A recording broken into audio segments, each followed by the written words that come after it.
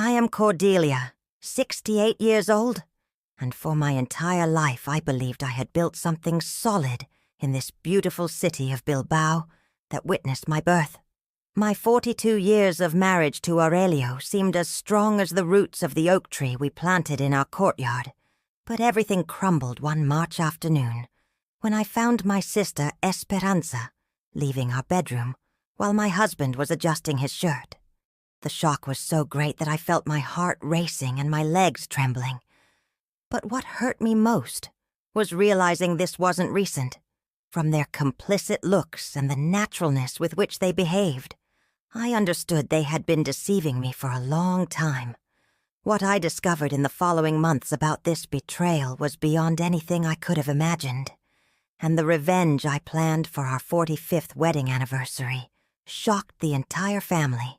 If you want to know how this devastating discovery changed my life forever, and how I got my sweet revenge, keep watching until the end, because what happened that day will leave you speechless.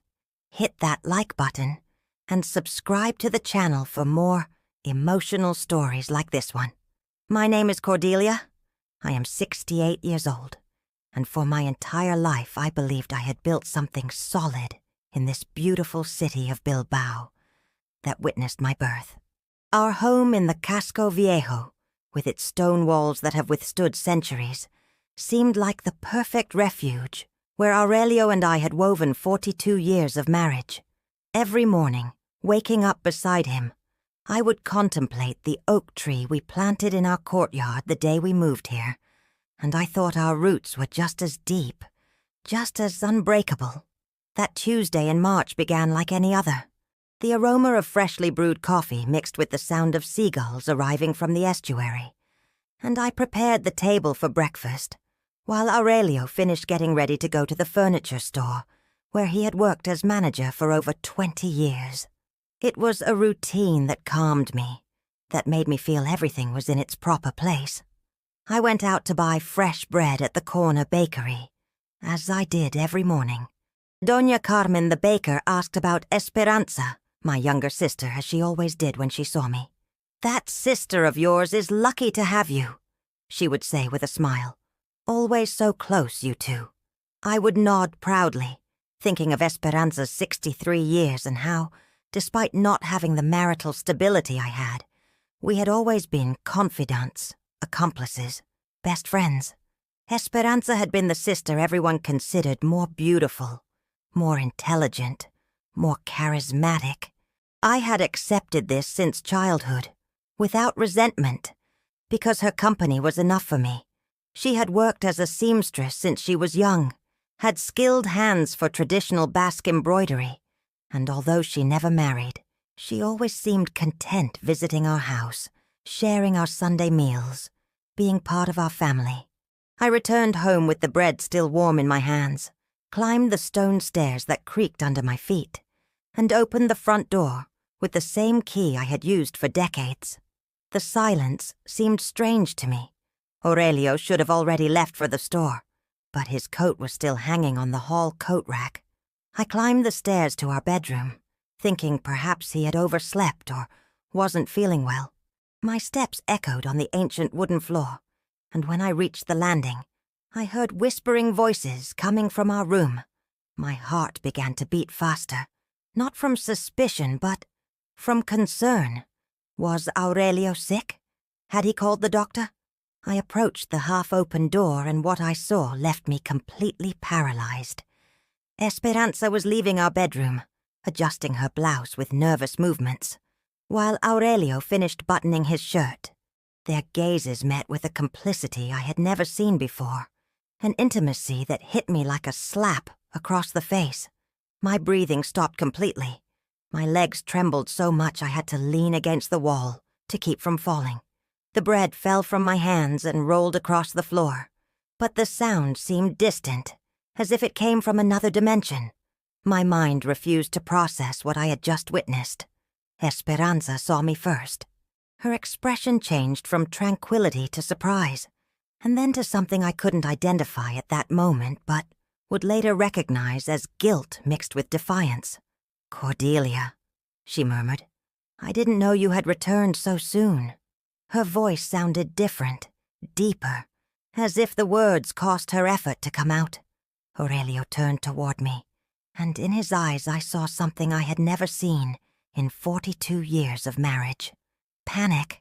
But it wasn't the panic of someone who had just been discovered in an error, but the panic of someone who knows their secret has been exposed for a long time. The naturalness with which they both moved, the way she knew every corner of our bedroom, the manner in which he didn't seem surprised by her presence there. Everything screamed a truth my heart refused to accept. I came to get the scissors you lent me," Esperanza stammered, but her words sounded hollow, invented on the spot. Her cheeks were flushed, and she avoided looking me directly in the eyes. Aurelio approached me with cautious steps, as if I were a wounded animal that might flee at any moment. "Cordelia, my love," he began to say, but I raised my hand to stop him. I couldn't hear explanations at that moment. I couldn't hear lies. I turned and went down the stairs with mechanical steps, gripping the handrail to keep from falling. Behind me I heard their whispering voices, but I couldn't distinguish the words. My mind was a whirlwind of contradictory thoughts, of memories that suddenly acquired a completely different meaning. I reached the kitchen and sat in my usual chair, the same one where I had breakfasted thousands of mornings, where I had planned family meals, where I had shared confidences with my sister. Now, that space seemed strange to me, as if it belonged to another person, another life. Esperanza came down first, with hurried steps. She approached me with a pleading expression, but I couldn't lift my gaze to look at her. "Cordelia, please, let me explain," she whispered, but I simply shook my head. In that moment, words had no meaning. Aurelio appeared moments later, fully dressed, with his briefcase in hand as if it were a normal day. "I have to go to the store," he murmured, avoiding my gaze. "We'll talk tonight." When they left, I remained alone in the kitchen, surrounded by the most absolute silence I had experienced in my life. The oak tree in the courtyard swayed gently in the wind, and for the first time in decades, it seemed fragile, vulnerable, as if it could break with the next storm. The hours passed like centuries. I sat there staring at the empty coffee cups on the table, at the breadcrumbs scattered on the floor, at the morning light filtering through the lace curtains my mother had made years ago. Everything looked the same, but everything had changed forever. The walls that had been my refuge for so many years now felt like they were closing in on me, suffocating me with their weight of broken memories. When evening came, I heard Aurelio's key in the lock. His footsteps sounded hesitant, as if he were afraid of what he might find. He entered the kitchen and found me in the same position, still wearing the same clothes from the morning. His face showed a mixture of guilt and something else I couldn't identify. "Cordelia," he said softly, sitting across from me at the table where we had shared so many meals, so many conversations, so many plans for the future. "We need to talk." I looked at him for the first time since that morning. The man I had loved for more than 4 decades suddenly seemed like a stranger. His familiar features, his hands that had caressed me, his voice that had whispered sweet words to me, everything now felt contaminated by the betrayal I had witnessed. "How long?" I asked, my voice barely a whisper. He lowered his gaze, unable to meet my eyes. The silence stretched between us like an abyss, and I understood that the answer would be more painful than I could imagine. The days following that terrible discovery became the longest of my life. Waking each morning had become torture, because during the first seconds upon opening my eyes, my mind still didn't remember what I had seen, and for a fleeting instant, everything seemed normal. But then, like a giant wave, reality would hit me, and the pain would settle in my chest like a closed fist that wouldn't let me breathe. Aurelio tried to behave normally, but I noticed every forced gesture, every fake smile, every look that avoided mine. In the mornings when he prepared to go to the store, I would pretend to be asleep to avoid having to talk. The silence between us had become dense, charged with unspoken words and truths that floated in the air without being acknowledged. Esperanza, for her part, had stopped appearing at home with her usual frequency. Before, she came almost every day, stayed for lunch, helped me with household chores, told me neighborhood gossip. Now, her visits had been reduced to brief and sporadic phone calls, where her voice sounded tense, artificial, as if she were playing a role that didn't fit her well. I began to observe everything with new eyes, as if I were a detective in my own life. Every detail that had previously gone unnoticed now took on a sinister meaning. The calls Aurelio answered whispering and ended quickly when I approached. The different perfumes I sometimes perceived on his clothes, floral scents that weren't mine, the sudden excuses to arrive late or to leave home early. One afternoon, while organizing clothes for washing, I found a hotel receipt in his pants pocket. My hands trembled as I read it. It was from Hotel Miro, a small establishment near the old port, dated from a weekend when he had told me he was going fishing with his friends from the store. The receipt showed charges for 2 people, including room service for dinner and breakfast.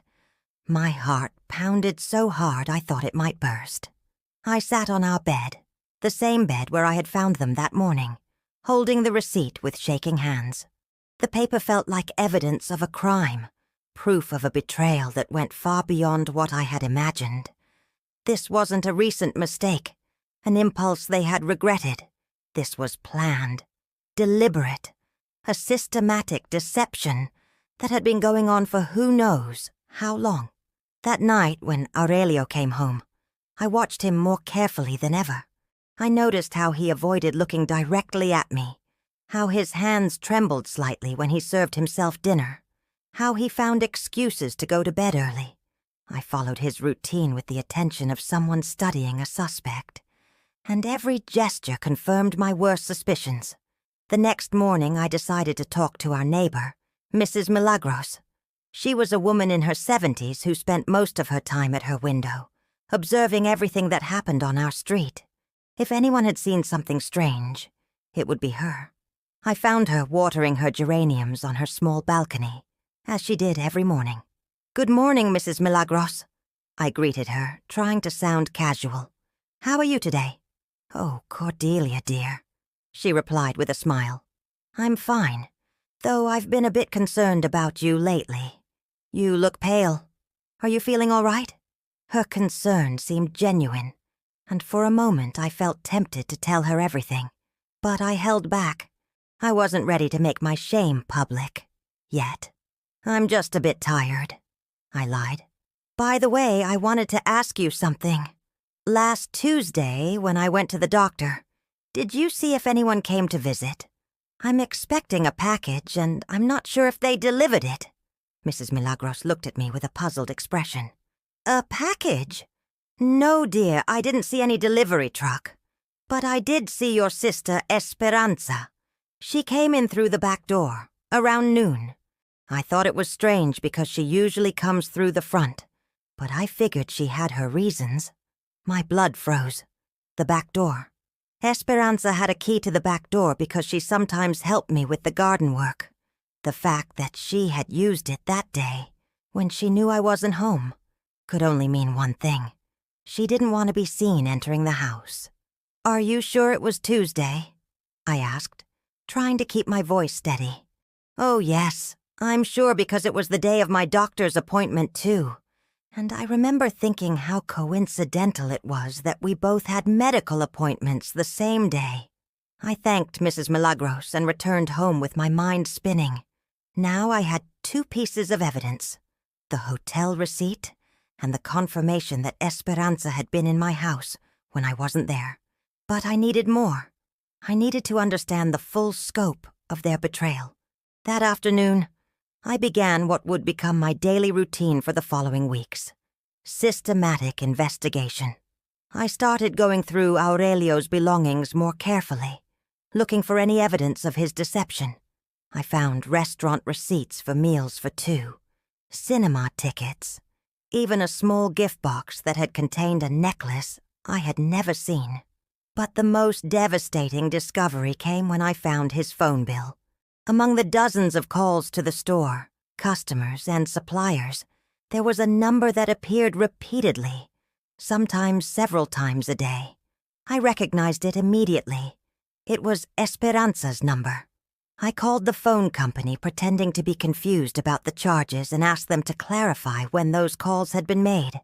The operator, with professional courtesy, explained that most of the calls to that number had been made during working hours, when Aurelio was supposedly at the store, and many of them had lasted over an hour. The pieces of the puzzle were falling into place, creating a picture I didn't want to see but couldn't ignore. My husband and my sister had been deceiving me for months, maybe years. They had been talking every day, meeting in secret, sharing an intimacy that should have been mine alone. That night I lay in bed next to Aurelio, listening to his breathing and wondering how someone could sleep so peacefully while carrying such a heavy secret. I felt like I was living with a stranger, someone who had worn my husband's face for years, but had never been the man I thought I knew. The worst part wasn't just the betrayal itself, but the humiliation of having been so blind. How many times had I praised Esperanza in front of Aurelio, talking about how wonderful it was to have such a close sister? How many times had I left them alone, trusting in their love for me, while they were probably laughing at my naivety? As the weeks passed, I began to notice more details that had previously escaped my attention. The way Esperanza's eyes lit up when Aurelio entered the room, the way he found excuses to touch her hand when passing her something, the private jokes they shared that I didn't understand, the complicit looks they exchanged when they thought I wasn't watching. I was living in a house of lies, surrounded by two people who had made me the victim of their deception. And the worst part was that I had to continue pretending I didn't know anything, because I still didn't know what I was going to do with this terrible knowledge that was consuming me from the inside. Don't miss the next videos. Subscribe now and turn on the notification bell to stay updated. Back to the story. 3 months had passed since that terrible March morning, and I felt like I was dying a little more each day. The weight of keeping such a devastating secret was crushing me, but I still didn't have the courage to confront them directly. Instead, I had become a spy in my own life, collecting evidence of their betrayal like someone building a case for a trial that might never come. My days followed a routine of silent suffering. I would wake up before Aurelio, prepare his breakfast while he showered, and watch him leave for work, with a kiss on the forehead that now felt like a mockery. Then I would spend the morning wandering around the house like a ghost, seeing betrayal in every corner, in every object that had witnessed their deception. The worst moments came when Esperanza visited. She continued to come to the house, though less frequently, and each visit was torture for me. I had to listen to her talk about her daily life, her problems, her concerns, while inside I was screaming with the desire to confront her about what I knew. She would sit in the same chair where she had sat for years, drink coffee from the same cup, and act as if nothing had changed, but I could see the change in her eyes. There was a nervousness that hadn't been there before, a way of avoiding my gaze when she talked about certain topics. Sometimes I would catch her looking at me with an expression I couldn't decipher, as if she were evaluating how much I knew or how much I suspected. One afternoon, while we were having coffee in the kitchen, she mentioned that she had been thinking about taking a trip. "I need a change of scenery," she said, stirring her coffee with unusual intensity. "Maybe I'll go to San Sebastian for a few days, visit some old friends." "That sounds nice," I replied, trying to keep my voice neutral. "When are you planning to go?" "Next weekend," she said, and I noticed she avoided looking at me. "I've already made the reservation." My heart sank. Next weekend was when Aurelio had told me he had to go to a furniture fair in San Sebastian for the store. The coincidence was too obvious to ignore. They weren't even trying to be subtle anymore. That night I confronted Aurelio about his trip. "You mentioned you have to go to San Sebastian this weekend," I said while we were having dinner. "What fair is it exactly?" He looked up from his plate, and I saw a flash of panic in his eyes. It's a new furniture exhibition," he stammered. "Nothing too important, just checking out the competition." "Which hotel are you staying at?" I asked, my voice steady despite the storm inside me. I haven't decided yet," he replied, but his voice sounded uncertain. "I'll probably book something when I get there." I knew he was lying. I knew he had already made plans with Esperanza. I knew they were going to spend the weekend together while I stayed home, alone, wondering what they were doing, what they were saying, what they were feeling. That night, I barely slept. I lay in bed next to the man who had been my companion for 42 years, listening to his breathing and wondering how we had gotten to this point. I remembered our wedding day, how handsome he looked in his black suit, how his hands trembled when he placed the ring on my finger. I remembered the first years of our marriage, when we were so in love we could barely keep our hands off each other. I remembered the dreams we shared, the plans we made, the life we built together. Now, all those memories felt contaminated by the knowledge of his betrayal. Every happy moment we had shared was now tainted by the question of when it had all begun to fall apart, when he had stopped loving me and started loving her. The next morning I made a decision that would change everything. I was going to follow them to San Sebastian. I was going to see with my own eyes what they did when they thought they were safe from my gaze. I was going to gather the definitive proof I needed to confront them and end this torture once and for all. I spent the day planning. I called my nephew Carlos, who worked at a travel agency, and asked him to help me book a room in San Sebastian for the weekend. I told him I wanted to surprise Aurelio, which wasn't entirely a lie. I also borrowed my friend Rosa's car, telling her I needed it for a short trip to visit a relative. Friday arrived and I watched Aurelio pack his suitcase with the same attention I had been giving to all his movements for months.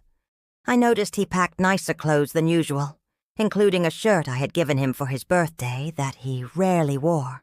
He also included a bottle of cologne that he only used on special occasions. "I'll miss you," he said as he kissed my forehead before leaving, and for a moment, I almost believed him. But then I remembered all the lies, all the deceptions, all the times he had said those same words while planning to meet my sister. Esperanza left that afternoon, calling me to say goodbye and wishing me a good weekend. "Take care of yourself," she said, and I wondered if she felt any guilt at all about what she was doing to me. I waited until evening to drive to San Sebastian. The journey was a nightmare of anxiety and anticipation. My hands trembled on the steering wheel, and I had to stop several times to catch my breath. Part of me hoped I was wrong, that it was all a terrible misunderstanding, that I would find them in different places, living their separate lives. But deep down, I knew what I was going to find. I arrived in San Sebastian around 9 at night and checked into my hotel, a small establishment near the old town. My room was simple but comfortable, with a window overlooking the narrow cobblestone streets. I unpacked my few belongings and sat on the bed, wondering what I was going to do next. I had their phone numbers. I knew they were in the city, but I didn't know where they were staying or what they were doing. I felt like a detective, without clues, a woman lost in a city that suddenly seemed enormous and full of hiding places. I decided to start with the most obvious places. I walked through the old town, looking in restaurants, bars, and hotels. San Sebastian wasn't a huge city, and if they were there, I would eventually find them. It was near midnight when I saw them. They were leaving a small restaurant on a side street, walking hand in hand like any couple in love.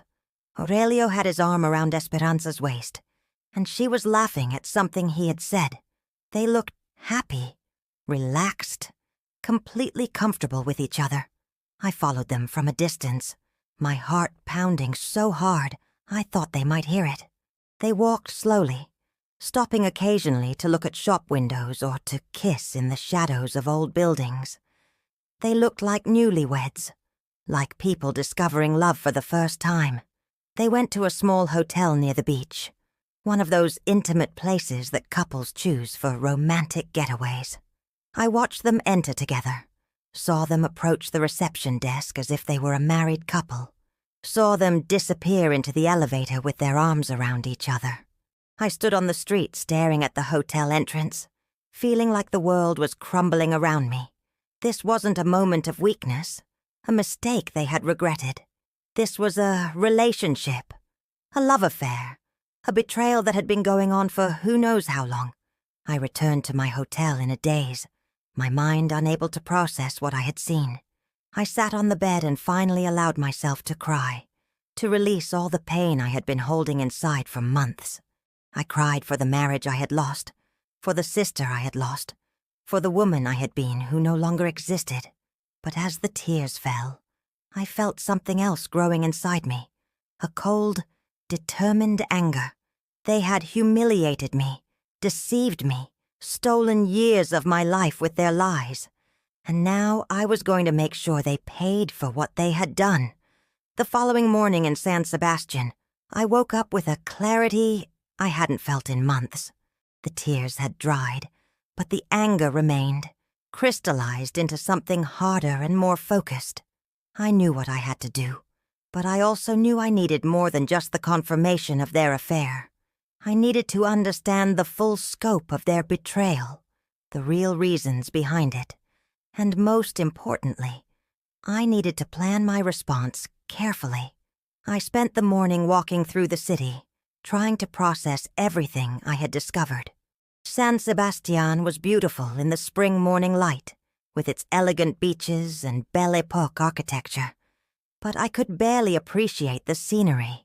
My mind was occupied with darker thoughts, with plans for revenge and justice.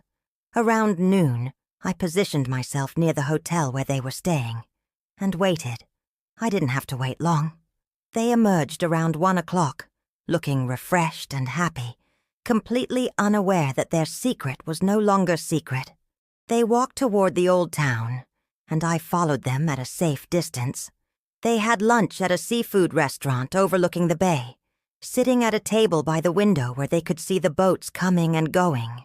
From my position at a nearby cafe, I could observe them without being seen. They looked like any couple celebrating an anniversary, sharing food, laughing, touching hands across the table. But what struck me most was how natural they seemed together.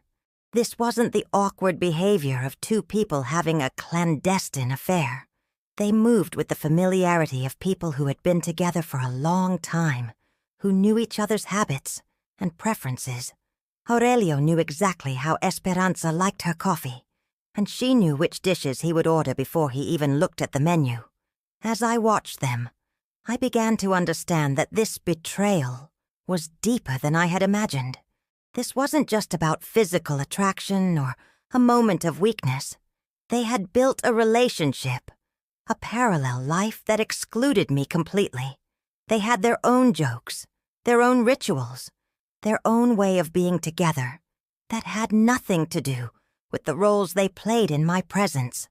That afternoon, I made a decision that would change everything. Instead of continuing to torture myself with surveillance, I decided to confront them directly, not with tears and accusations, but with the dignity of someone who had discovered the truth and was ready to act on it. I waited until they returned to their hotel. Then I approached the reception desk. "Good afternoon," I said to the young man behind the counter. "I'm looking for my husband, Aurelio Mendoza. He's staying here with his companion." The receptionist looked at me with confusion. "Are you sure he's staying here, ma'am? We have a Mr. Mendoza registered, but he's with his wife." "Yes," I said calmly. "That would be his wife. Could you call their room and tell them that Cordelia is here to see them?" The young man looked even more confused, but he picked up the phone and dialed. I could hear him speaking softly. Then there was a long pause. Finally, he hung up and looked at me with an expression of barely contained curiosity. They'll be right down, he said. I sat in the hotel lobby and waited. My hands were steady. My breathing was calm. But inside I felt like I was about to explode. This was the moment I had been preparing for, consciously or unconsciously, for months. They appeared in the elevator together, and I watched their expressions change from confusion to recognition to absolute terror. Aurelio went pale, and Esperanza stopped walking as if she had hit an invisible wall.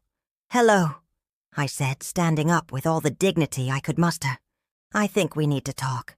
The conversation that followed was surreal. We sat in the hotel lobby, 3 people who had shared a life for decades, and for the first time in months, we spoke the truth. Aurelio tried to explain, to justify, to minimize what had happened. Esperanza cried and apologized, saying she had never meant for things to go so far. But I wasn't interested in their excuses. I wanted to understand. "How long?" I asked. 2 years, Aurelio finally admitted, his voice barely a whisper. 2 years. 2 years of lies, of deception, of stolen moments, while I continued to trust them, to love them, to believe in the life we had built together. 2 years of coming home to a house where the 2 people I loved most in the world were conspiring against me. Don't miss the next videos. Subscribe now and turn on the notification bell to stay updated. Back to the story. "Why?" I asked, and this time I was looking at Esperanza. She looked at me with tears in her eyes, and for a moment I saw the sister I had known all my life, the woman who had been my confidant and my best friend. "Because I was jealous," she said finally. "I was jealous of everything you had. The stable marriage, the beautiful house, the security. I never had any of that, and I convinced myself I deserved a part of it." Her honesty was like a knife to my heart. Not because it was cruel, but because it was so human, so understandable. I had always known that Esperanza envied my life, but I had never imagined she would go so far as to try to steal it. "And you?" I asked Aurelio. "What's your excuse?" He looked at me with eyes full of guilt and something else I couldn't identify. "I don't have an excuse," he said. "I was selfish. I was flattered by the attention, by feeling wanted again. I felt like we had fallen into a routine, and with Esperanza, I felt alive again." His words hurt more than I expected, because part of me understood what he meant. We had fallen into a routine. We had stopped making an effort to surprise each other, to court each other. But that didn't justify what he had done, what they had both done. "I'm going back to Bilbao," I said, standing up. "Don't bother coming home tonight, Aurelio. I need time to think about what I'm going to do." "Cordelia, please," Esperanza said, reaching for my hand. "We can fix this. We can go back to the way things were." I looked at her, this woman who had been my sister for 68 years, and realized that we could never go back. Too much had been broken, too much trust had been destroyed. The way things were had been built on a lie, and now that the lie was exposed, there was nothing left to return to. "No," I said simply. "We can't." I left the hotel and drove back to Bilbao that same night. The journey was long and dark, but my mind was clearer than it had been in months. I knew what I was going to do, and I knew it was going to be painful, but I also knew it was necessary. When I arrived home, the house felt different. It was still the same house, with the same furniture, the same smells, the same creaking floors, but it was no longer my refuge. It was no longer the place where I felt safe and loved. It was just a building where I had lived a lie for 2 years without knowing it. I went to our bedroom and looked at the bed where I had found them that first morning. Now I understood that it hadn't been the beginning of their affair, but probably just another day in a relationship that had been going on for much longer than I had imagined. I opened Aurelio's closet and began to pack his clothes in suitcases. I wasn't acting out of anger or revenge, but with the methodical precision of someone who had made a decision and was going to carry it out. I packed his shirts, his pants, his shoes, his personal belongings, everything that belonged to him, everything that reminded me of the man I had thought I knew. When I finished, I sat on the bed and looked around the room. Tomorrow I would have to decide what to do with the rest of my life. Tomorrow I would have to figure out how to rebuild an existence that had been shattered by the betrayal of the two people I loved most. But tonight, for the first time in months, I was going to sleep peacefully, because finally, I knew the truth. The weeks following my return from San Sebastian were filled with a strange mixture of liberation and devastating loneliness. Aurelio had called dozens of times, but I let every call go to the answering machine.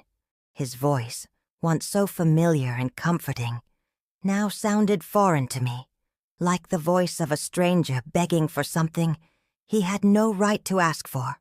Esperanza had also tried to contact me, appearing at my door several times, but I couldn't bring myself to face her yet. I had changed all the locks on the house. The locksmith, an elderly man named Tomas, who had lived in the neighborhood for decades, asked no questions when I explained I needed new keys. "Sometimes we all need a fresh start, Señora," he said simply, and I was grateful for his discretion. The house felt enormous and empty without Aurelio's presence. 42 years of shared routines had left invisible marks everywhere. His coffee cup on the kitchen counter, the way he folded his newspaper and left it on the side table, the sound of his keys when he came home from work. Now, the silence was absolute, broken only by the ticking of the antique clock my mother had left me, and the occasional sound of neighbors going about their daily lives. I had begun the painful process of disentangling our shared life, the bank accounts, the insurance policies, the small investments we had made together over the years. Each document I reviewed was like reopening a wound, reminding me of dreams we had shared and a future we had planned together that would never come to pass. But the most difficult discovery came when I was going through our old photo albums, trying to decide what to do with decades of memories. As I looked at pictures from recent years, I could now see signs I had been blind to before. In photos from family gatherings, I noticed how Esperanza always positioned herself near Aurelio, how their smiles seemed more radiant when they were close to each other, how their eyes sought each other, even when they were supposed to be looking at the camera. There was one photo in particular that broke my heart. It was from last Christmas, taken in our living room after dinner. I was in the center, smiling broadly, with my arms around both of them. But they weren't looking at the camera. They were looking at each other over my head, sharing a look so intimate and complicit that I wondered how I could have been so blind. It was then that I found the letter. It was hidden between the pages of a cookbook that Esperanza had given me for my birthday the previous year. The envelope was cream-colored, elegant, and written in Aurelio's handwriting was simply E. My hands trembled as I opened it. "My beloved Esperanza," it began, and my heart stopped. "Every moment we spend apart feels like an eternity. I count the hours until I can hold you again, until I can tell you how much you mean to me without having to whisper. I know this situation is difficult for both of us, but I believe that what we feel is too strong to ignore. Soon, very soon, we'll find a way to be together without having to hide. Cordelia suspects nothing, and I think it's better this way, at least for now. When the time comes, we'll tell her the truth, but until then, every stolen moment with you is a gift I treasure. I love you more than I ever thought possible. Forever yours, A." The letter was dated 6 months ago. 6 months during which I had continued to prepare his meals, wash his clothes, share his bed, and listen to his lies about working late or having meetings with suppliers. 6 months during which I had praised Esperanza for being such a wonderful sister and thanked her for always being there for our family. I sat on the kitchen floor, holding the letter, and finally allowed myself to feel the full magnitude of their betrayal. It wasn't just about passion or desire. They had planned a future together, a future that required my disappearance from their lives. They had discussed me as an obstacle to overcome, a problem to solve. The phrase, "Cordelia suspects nothing," echoed in my mind like a slap. I had been so naive, so trusting, so completely blind to what was happening in my own home. They had been laughing at my innocence, taking advantage of my love for them to carry out their deception. That night, I made a decision that would mark the beginning of my true revenge. I wasn't going to confront them privately anymore. I wasn't going to give them the opportunity to manipulate me with tears and false promises. I was going to expose them publicly, in front of the entire family, in a way that would make their humiliation complete and irreversible. Our 45th wedding anniversary was approaching. Aurelio had been calling insistently, leaving messages about wanting to celebrate, about how we needed to talk, about how he could explain everything. He had even sent flowers with a card that read, "45 years of love. Let's talk about the next 45. The irony was so bitter it almost made me laugh. He wanted to celebrate 45 years of marriage while planning a future with my sister. He wanted to talk about the next 45 years while he had already written her a letter, promising to be with her forever. I called him back for the first time since San Sebastian. His voice sounded desperate when he answered the phone. "Cordelia, thank God you called. We need to talk. We need to fix this. I've been thinking," I said, keeping my voice calm and controlled. "You're right. Our anniversary is next week, and maybe we should celebrate it. After all, 45 years is a long time. Really." The relief in his voice was palpable. I was afraid you wouldn't want to. "I want to have a family gathering," I continued, "like we used to do. I'll prepare a paella in the courtyard. We'll invite everyone. Uncle Patricio, the cousins from Getxo, Esperanza, everyone. What do you think?" "That sounds wonderful," he said, and I could hear the smile in his voice. "I'll help you organize everything. We can invite everyone for Saturday afternoon." "Perfect," I said. "It will be a celebration they'll never forget."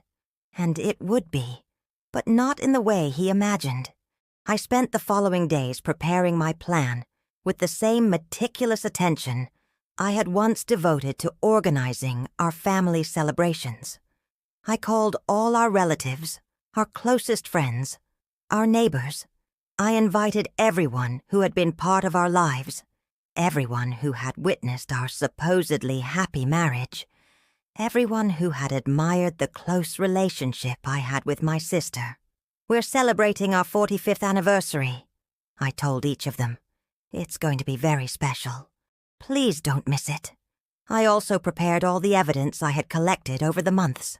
The hotel receipts, the phone bills, the letter, even the photos where their complicity was evident to anyone who knew what to look for. I organized everything in a folder, like a prosecutor preparing for the most important case of her career. Esperanza called me 3 days before the party. "Cordelia," she said, her voice hesitant. "Aurelio told me about the anniversary celebration. Are you sure you want me there, given what happened?" "Of course I want you there," I replied sweetly. "You're my sister. You've always been part of our most important celebrations. I wouldn't dream of having this party without you." Thank you," she said, and I could hear the relief in her voice. "I was afraid you would never forgive me." "We're family," I said. "Family always forgives." But I wasn't planning to forgive. I was planning something much more satisfying than forgiveness. The day of the party arrived with perfect spring weather. The sun was shining, the oak tree in our courtyard was in full bloom, and everything seemed designed for a celebration. I had spent the morning preparing the paella, setting up tables and chairs, decorating the space with flowers and lights. Aurelio had returned home the night before, nervous and hopeful. He had brought me a bouquet of white roses and a jewelry box containing pearl earrings. For my beloved wife, he said, in celebration of 45 wonderful years together. I accepted his gifts with a smile, thanked him for his thoughtfulness, and even allowed him to kiss my cheek. He seemed relieved, convinced that we were going to overcome this crisis, that life was going to return to normal. If only he knew what I had planned for him. Don't miss the next videos. Subscribe now and turn on the notification bell to stay updated. Back to the story. The guests began arriving around noon, and soon our courtyard was filled with the voices and laughter of people who had been part of our lives for decades. Uncle Patricio, now 84 years old, sat in his favorite chair under the oak tree, telling stories about the old days in Bilbao. My cousins from Getxo had brought their children, and the little ones ran around the courtyard while their parents caught up on family news. Aurelio moved through the crowd like the perfect host, shaking hands, embracing relatives he hadn't seen in months, accepting congratulations on our anniversary, with a smile that seemed genuine. He was dressed in his best suit, the one he wore to special occasions, and several people commented on how well he looked, how happy he seemed. I watched him from the kitchen window as I finished preparing the paella. This man who had shared my life for 45 years, who had been my companion through good times and bad, who had promised to love me until death do us part, was now playing the role of the devoted husband while planning a future with my sister. The cynicism was breathtaking. Esperanza arrived at exactly 1 o'clock, as punctual as always. She was wearing a blue dress I had never seen before, and she had styled her hair in a way that made her look younger. She moved through the crowd with a nervousness as I could see even from a distance, accepting greetings and congratulations from relatives who still saw her as the devoted sister of the anniversary couple. I watched her greet Aurelio with what appeared to be a casual hug, but I noticed how their hands lingered on each other longer than necessary, how they exchanged a look that spoke of shared secrets and suppressed desire. Even here, surrounded by our family, they couldn't completely hide what they felt for each other. "Cordelia!" my cousin Mete called from the courtyard. "The paella smells incredible. When are we going to eat?" "In just a few minutes," I replied, stirring the rice one last time. "Let me just finish this, and we'll all sit down together." I had planned every detail of this meal with obsessive precision. The paella was perfect, golden and aromatic, with prawns from the bay and mussels that Uncle Patricio had brought from his friend's boat. The tables were elegantly set with the china my mother had left me, and I had even bought new cloth napkins for the occasion. Everything had to be perfect for what was about to happen. "Ladies and gentlemen," I called, stepping into the courtyard with a serving spoon in my hand. "Please take your seats. Lunch is ready."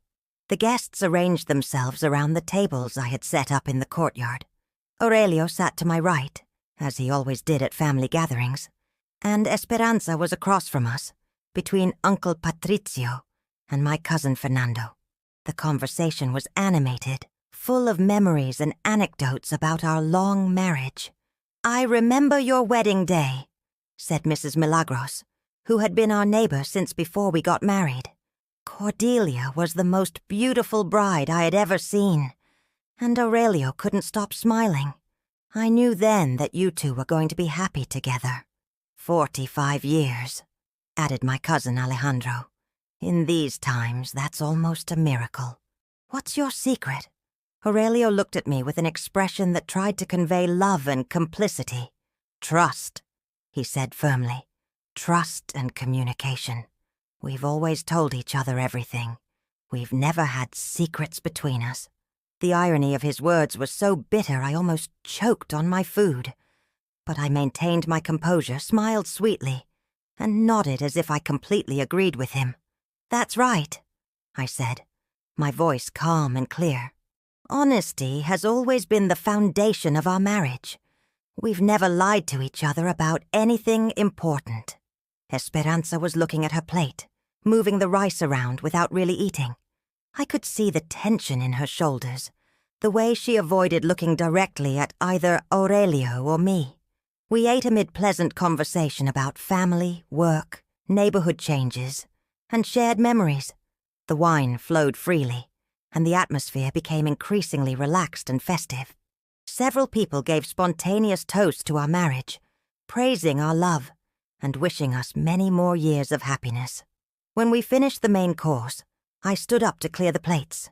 "Before we serve dessert," I said, my voice carrying throughout the courtyard, "I'd like to say something to all of you." The conversation gradually died down as everyone turned their attention to me. Aurelio looked at me with a smile of anticipation, probably expecting a speech about our love and gratitude for having him in my life. Esperanza had gone pale and was gripping her wineglass so tightly her knuckles were white. 45 years ago, I began, my voice steady and clear, I married the man I thought was the love of my life.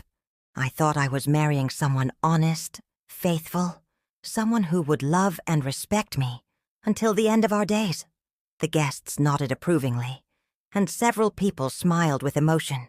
Uncle Patricio even pulled out his handkerchief, prepared for what he thought would be an emotional tribute to married love. "For all these years," I continued, "I've been proud of our marriage. I've been proud to tell people that we had never lied to each other, that trust was the foundation of our relationship. I've been grateful to have a sister like Esperanza, who has always been there for us, who has been part of our family in the most beautiful way." Aurelio's smile was beginning to falter. Something in my tone, in the way I was looking at him, was making him nervous. Esperanza had set down her wineglass and was staring at me with an expression of growing terror. "But today," I said, and my voice became harder, more determined, "on this day that was supposed to celebrate our love, I want to share with all of you a discovery I made recently, a discovery that has changed everything I thought I knew about my life." The silence in the courtyard was absolute. Even the children had stopped playing and were looking at me with curiosity. I could hear the sound of traffic from the street, the distant cry of a seagull, but in our courtyard no one dared to breathe. 3 months ago," I said, reaching into my purse for the folder I had prepared, "I discovered that my husband and my sister have been having an affair for 2 years. The words fell like bombs in the silence of the courtyard. I heard gasps of surprise, murmurs of disbelief, the sound of someone dropping their fork onto their plate. But I didn't stop. I couldn't stop now. "I have proof," I continued, opening the folder and pulling out the hotel receipts. Hotel receipts from weekends when Aurelio told me he was at work conferences. Phone bills showing hundreds of calls between them. Love letters he wrote to her while sleeping in my bed. Aurelio had gone completely pale and was staring at me as if I were a stranger. "Cordelia, please," he whispered, but his voice was barely audible. "For 2 years," I continued, my voice growing stronger, "while I prepared their meals, washed their clothes, and trusted them completely, they were planning a future together, a future that didn't include me." Esperanza had started crying, but they weren't tears of remorse. They were tears of humiliation, of being discovered, of seeing her carefully constructed world crumbling around her. "I invited all of you here today," I said, looking around the courtyard at the faces of our family and friends, "because I wanted witnesses. I wanted all of you to know the truth about this marriage you've been praising, about this family you thought was so united and happy." The reactions were immediate and devastating. Uncle Patricio stood up so quickly he knocked over his chair. "Is this true?" he demanded, looking at Aurelio with eyes full of fury. My cousin Maite was staring at Esperanza with an expression of complete disgust. "How could you do this to your own sister?" she asked, her voice full of pain and disappointment. Aurelio tried to stand, tried to say something, but the words wouldn't come out. He looked around the courtyard at the faces that were now looking at him with contempt and disgust. and I could see the exact moment when he realized that his life, as he had known it, was over. I think, I said with a calm that surprised even me, that this celebration is over. The aftermath of my revelation was swift and devastating. Within minutes, the courtyard that had been filled with celebration and joy became a scene of chaos and recrimination. Uncle Patrizio, despite his 84 years, grabbed Aurelio by the arm with surprising strength and told him exactly what he thought of men who betrayed their wives. My cousin Fernando had to physically restrain his wife from slapping Esperanza, while the children watched in confusion as the adults around them fell apart. Aurelio tried to speak, tried to explain, but his voice was drowned out by the chorus of angry voices condemning him. 45 years, my cousin Alejandro kept repeating. 45 years of marriage, and this is how you repay her trust. Get out, said Mrs. Milagros, pointing toward the door with a trembling finger. Get out of this house right now, and don't you dare come back. Esperanza was crying hysterically, her makeup running down her cheeks in black streams. She kept trying to approach me, to explain, to apologize, but our relatives formed a protective barrier around me. You're not welcome here anymore, my cousin Maite told her firmly. You're no longer part of this family. Please, Esperanza sobbed. Let me explain. It wasn't supposed to happen like this. We never wanted to hurt Cordelia. But you did hurt her, Uncle Patrizio said with a voice full of contempt. For 2 years, you hurt her every single day with your lies and your betrayal. I watched it all from my chair under the oak tree, feeling strangely detached from the chaos around me. I had expected to feel satisfaction, vindication, the sweet taste of revenge. But instead I felt empty, hollow, as if the revelation that was supposed to free me had instead left me more alone than ever. Aurelio finally managed to break away from the crowd and approached me. His face was ravaged, his eyes red with unshed tears. Cordelia, he said, his voice broken. I know I have no right to ask this, but please, let me explain. Let me tell you how sorry I am. I looked at him, this man who had been my husband for 45 years, and felt nothing but an immense weariness. There's nothing to explain, Aurelio, I said quietly. I read your letter to her. I know exactly how you feel about me, how little I mean to you now. That's not true, he said desperately. I love you. I've always loved you. What happened with Esperanza? It was a mistake, a moment of weakness that got out of control. 2 years, I reminded him. 2 years is not a moment of weakness. It's a choice you made every single day. He fell to his knees beside my chair, and for a moment I saw the man I had married, vulnerable and desperate. Please, he whispered, give me a chance to make this right. I'll do anything you ask. Don't miss the next videos. Subscribe now and turn on the notification bell to stay updated. Back to the story. But it was too late for that. The damage was too deep, the trust too completely destroyed. I want you to leave, I said simply. Take your things and go. I don't want to see you again. Cordelia, please. Now, I said, and my voice carried an authority that surprised me. Leave now. Uncle Patricio and my cousin Fernando helped escort Aurelio out of the house, while several of the women stayed to help me clean up the remnants of the celebration. The paella, which I had prepared with such care, was left half-eaten on the tables. The flowers I had arranged so lovingly were scattered on the ground. The anniversary celebration had become a funeral for my marriage. Esperanza was the last to leave. She stood in the doorway of the courtyard, her blue dress wrinkled, her hair disheveled, looking older than her 63 years. Cordelia, she said, her voice barely a whisper. I know you hate me now, but I need you to know that I never stopped loving you. You're my sister, and you always will be. I looked at this woman who had been part of my life since the day she was born, who had been my confidant, my best friend, my family. "No," I said quietly. "I'm not your sister anymore. A sister wouldn't have done what you did." She left crying, and I knew it would be the last time I would see her for a very long time, perhaps forever. When everyone had gone, I sat alone in the courtyard, surrounded by the debris of what was supposed to have been a celebration. The sun was setting over Bilbao, painting the sky in shades of orange and pink, and the oak tree cast long shadows across the stone floor.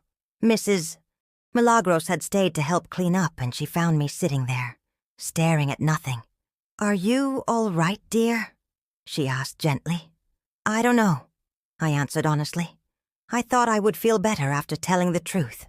I thought justice would make me feel something, but I just feel empty.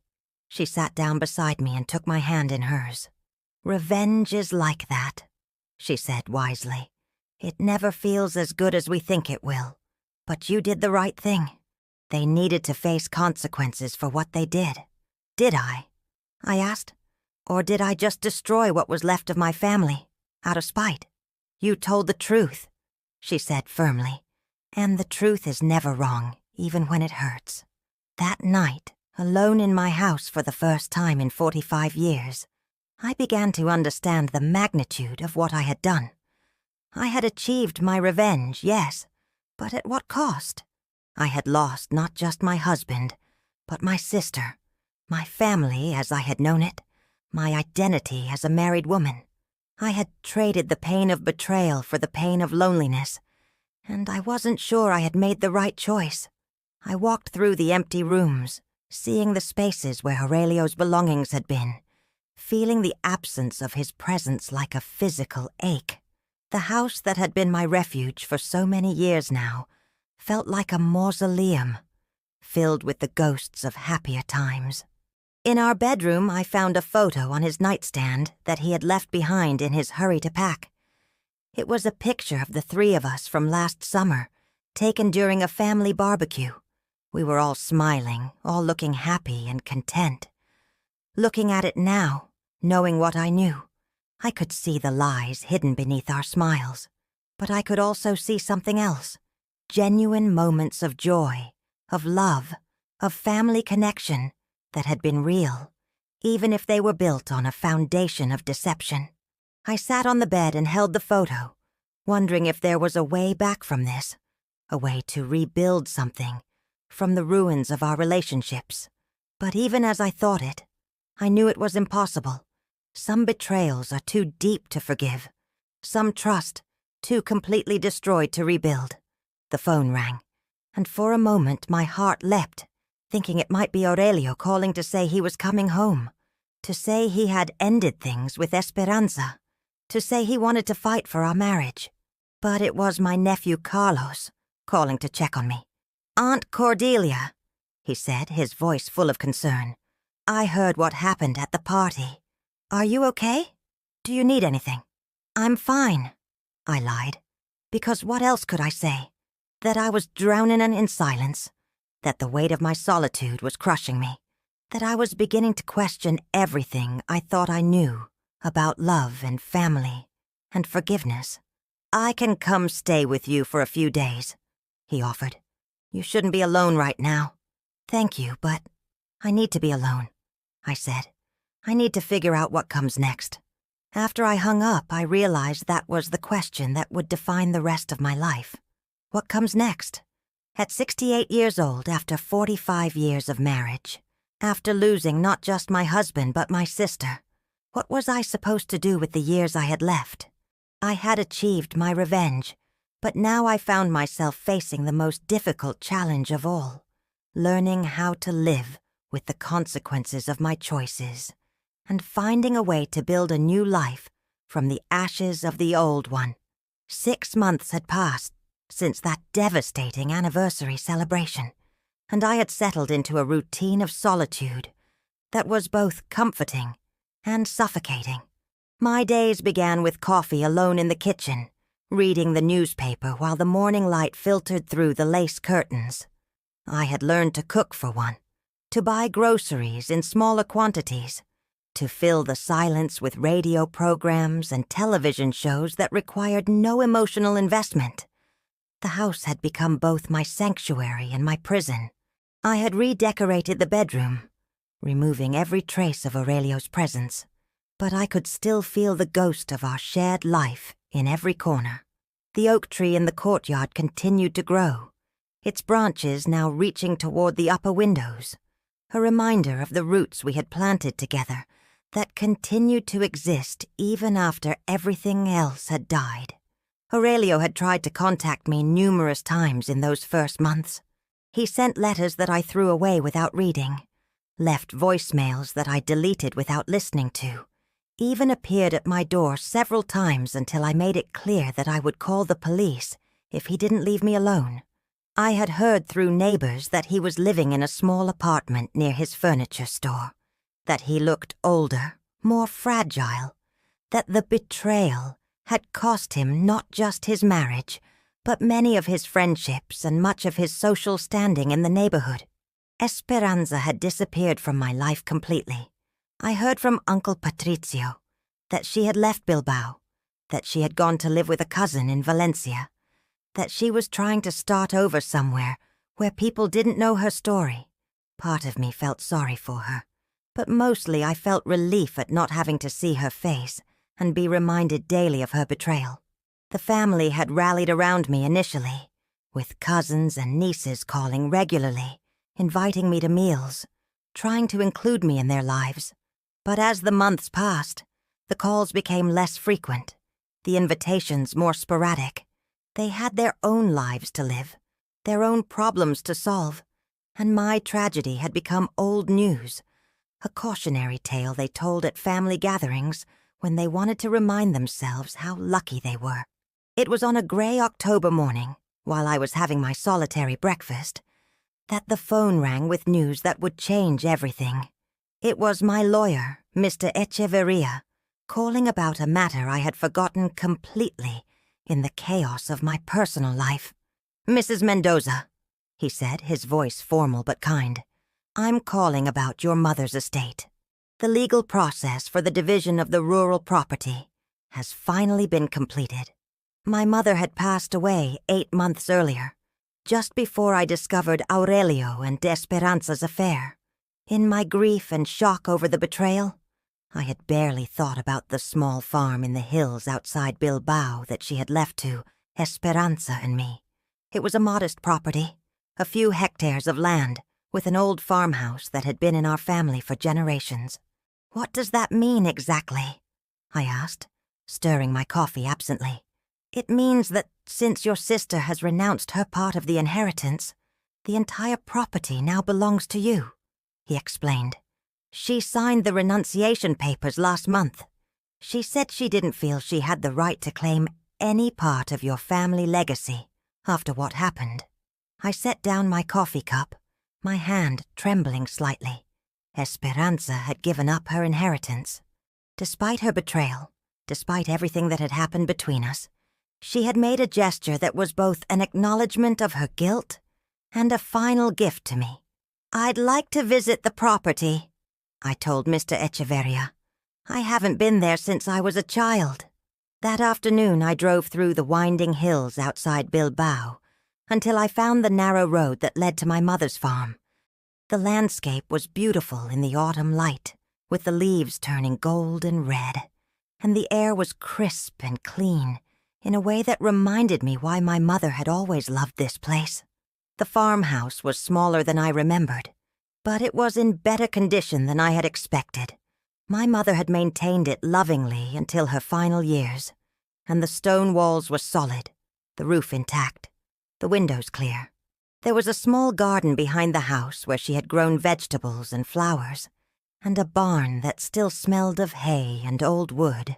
I walked through the empty rooms, remembering visits from my childhood when Esperanza and I would spend summers here with our mother, helping with the garden, collecting eggs from the chickens, running through the fields until we collapsed from exhaustion. Those had been simple, innocent times when the biggest worry was whether it would rain on the day we planned to go to the river. In the main bedroom, I found something that stopped me in my tracks, an old photograph album that my mother had left on the dresser. I opened it carefully and found dozens of pictures of Esperanza and me throughout our lives. Pictures of us as children, playing in these same fields. Pictures of us as teenagers, arms around each other, smiling at the camera with the confidence of youth. Pictures of us as adults, at family celebrations, birthdays, holidays. Looking at those photos, I saw something I had forgotten in the pain of the last months. We had been happy once, not just pretending to be happy, not performing happiness for others, but genuinely, deeply happy in each other's company. We had been sisters in the truest sense, sharing secrets and dreams and the kind of unconditional love that only family can provide. I sat on the bed and cried for the first time since that terrible anniversary celebration. But these weren't tears of anger or betrayal. They were tears of grief for something beautiful that had been lost, something that could never be recovered but deserved to be mourned. As the sun began to set over the hills, I made a decision that surprised even me. I was going to move to this house. I was going to leave Bilbao, with all its memories and ghosts, and start over in this place where I had been happy as a child. I was going to create a new life, simple and peaceful, where I could heal from the wounds of the past and perhaps find a different kind of happiness.